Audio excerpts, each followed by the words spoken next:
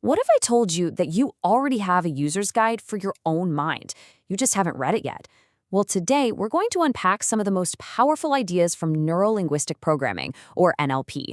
Think of these less as rules and more as mindsets that can completely change how you operate.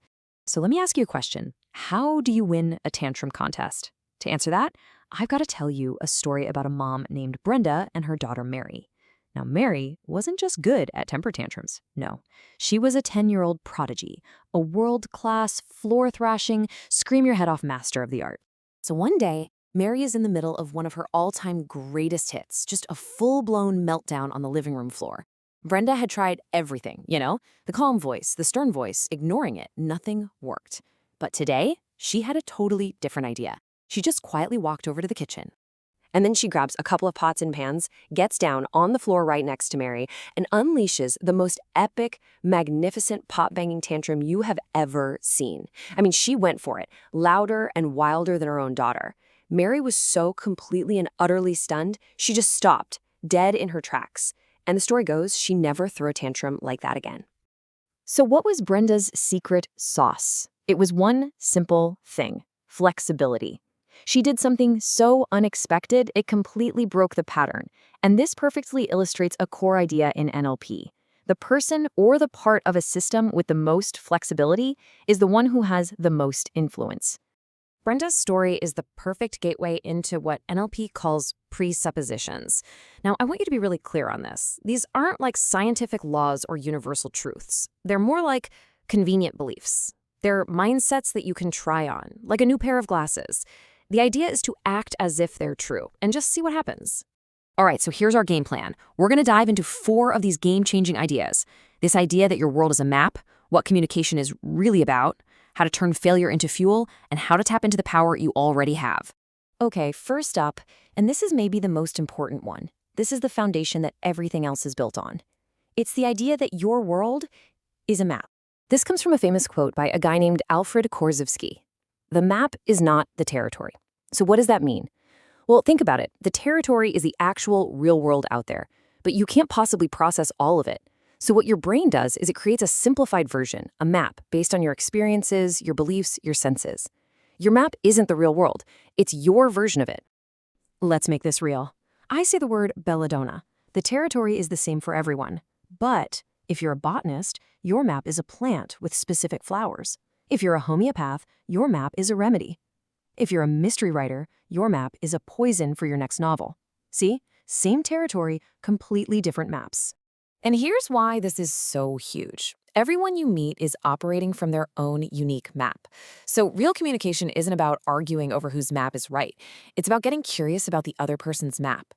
There's a great story about a chip shop where the staff are getting angry at a man who kept refusing to fill out his order form. Their map was, this guy is rude. But then someone asked, wait, what if he can't read and he's just embarrassed? Boom, the map shifted. And in that instant, anger turned into empathy. You see how this idea of different maps leads us right into our next big idea. Because if you truly accept that we're all living in our own realities, you have to completely rethink what it means to communicate. Now get this. A famous study found that when we're talking about feelings or attitudes, the actual words we use, they only account for about 7% of the message. 7%. The rest, it's your tone of voice and overwhelmingly your body language. What does that mean? It means you can't not communicate. You are always sending a message, whether you mean to or not. Which brings us to this monster of an idea. This one is huge, so really let it sink in. The meaning of your communication is the response you get. It's not about what you intended to say, it's about what the other person actually heard and how they reacted. This flips the script, right? It puts the responsibility for being understood squarely on you, the communicator. You can't just throw your hands up and say, well, they misunderstood me. So what do? Simple. If what you're doing isn't working, if you're not getting the response you want, do something different. Be flexible. Like that teacher with a student named Patricia. The old chalk and talk method wasn't working. Instead of labeling Patricia as a bad student, the teacher realized, maybe my map of teaching doesn't fit her map of learning. She switched to a more hands-on approach, and guess what? Patricia started to thrive. The teacher changed her communication to get the response she wanted. Okay, this next one is one of my absolute favorites. I'm not kidding. If you can really, truly adopt this mindset, it can radically transform how you approach just about every challenge in your life. Here it is. In NLP, there is no such thing as failure. There is only feedback. I mean, think about it. Failure is just a word, a label we slap onto a result we didn't want. But what if we just ditch that label? Thomas Edison didn't fail thousands of times to make a light bulb. No, he successfully discovered thousands of ways how not to make one. It was all just useful information. It was feedback. So instead of getting stuck and beating yourself up, this mindset turns every single setback into fuel. You can literally ask yourself these questions. You go from dwelling on the past to actively learning from it.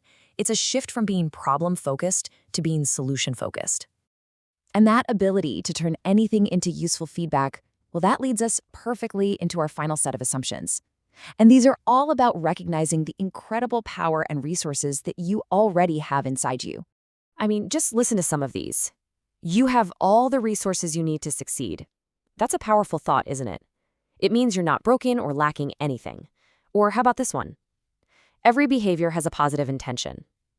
Now, that doesn't mean the behavior is good, but it suggests that behind every action, even a destructive one, there's an attempt to achieve something positive for that person. It opens the door to curiosity instead of judgment. You know, Martin Luther King Jr. said it so beautifully when he talked about separating the person from the deed. An action can be terrible, but that doesn't make the person inherently terrible.